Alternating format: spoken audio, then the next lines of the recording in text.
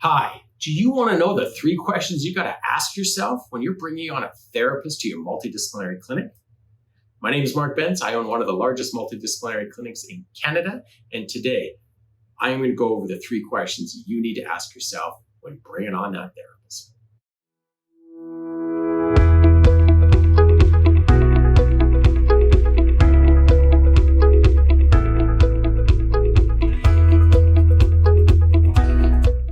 Question 1, where are they at in their professional and personal life? And this is really like the foundation. So every therapist you have in your clinic, it's a relationship. It's a personal relationship. You're connected with them personally and professionally.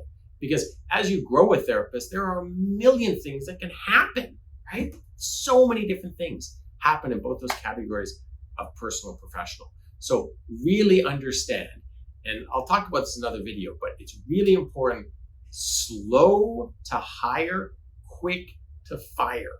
So really remember that principle. And so it goes deeper into this area, but here it is. Imagine professionally, it's a new grad, maybe they're 20 years old, they've had no other experiences in their life, and they're coming to your clinic. Now, they could be absolutely fantastic, like an absolutely amazing addition to your clinic. But I would also ask yourself, whoa, what else could this mean? Because if you're just hiring someone to fill a position because you've got a lot of patients and they're paying you rent, that's not a good place to be. It's a recipe for a constant treadmill.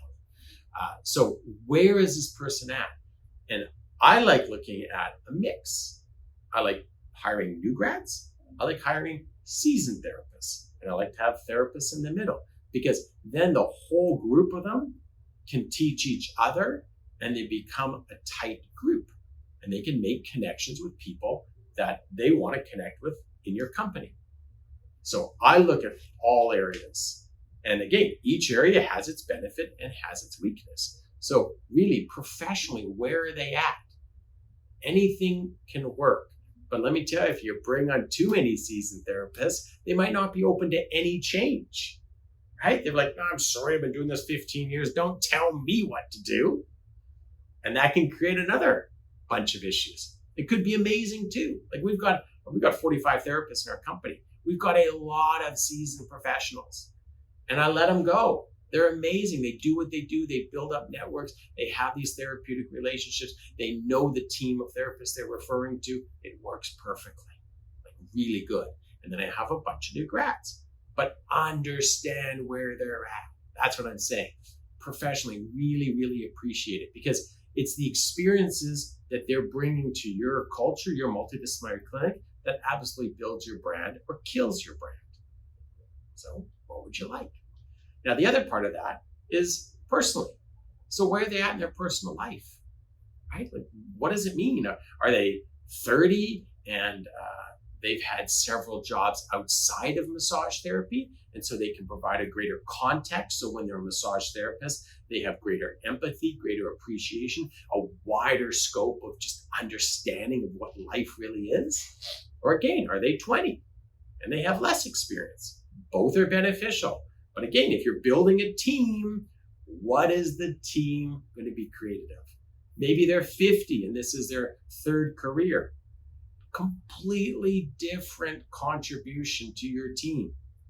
And like I say, when I go to professional, I love people that have a wide range of personal experiences. So a 50-year-old can support a 20-year-old. A 20-year-old can refresh and engage and provide excitement to a 50-year-old.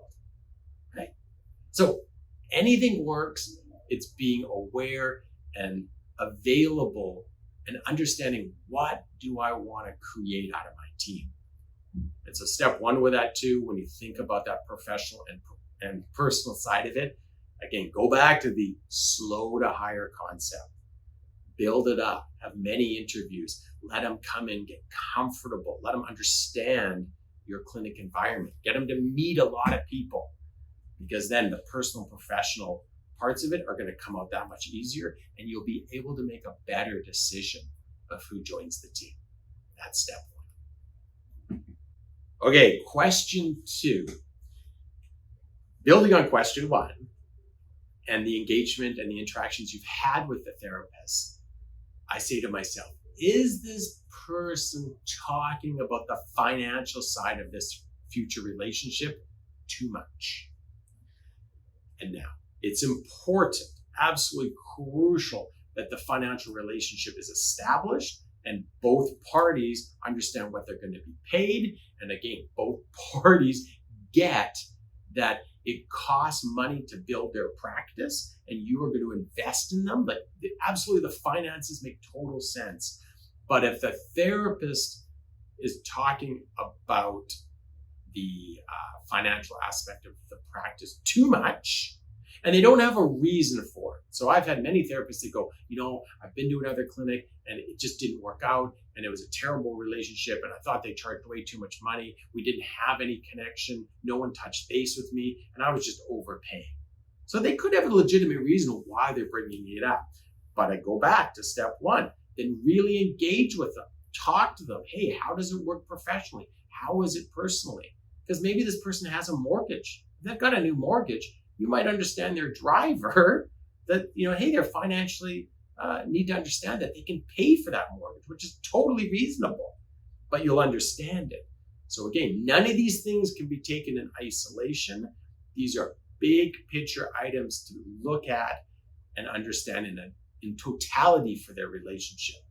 But here's the thing I got to caution you. If someone is talking way too much about the financial remuneration and they're not putting as much equal time into the therapeutic aspect of their practice, and maybe they're a new grad, you'd be like, oh man, maybe this person's not in it for the same reasons I'm in it. Now again, I don't know, maybe you're 3,000% financially driven. Then that may be a cool thing. You both are just gung-ho. And yeah, it might work for you. But in my world, it doesn't. I'm not in for the therapeutic outcome. I'm in it for the relationship and the long-term benefit of being a part of a bigger team.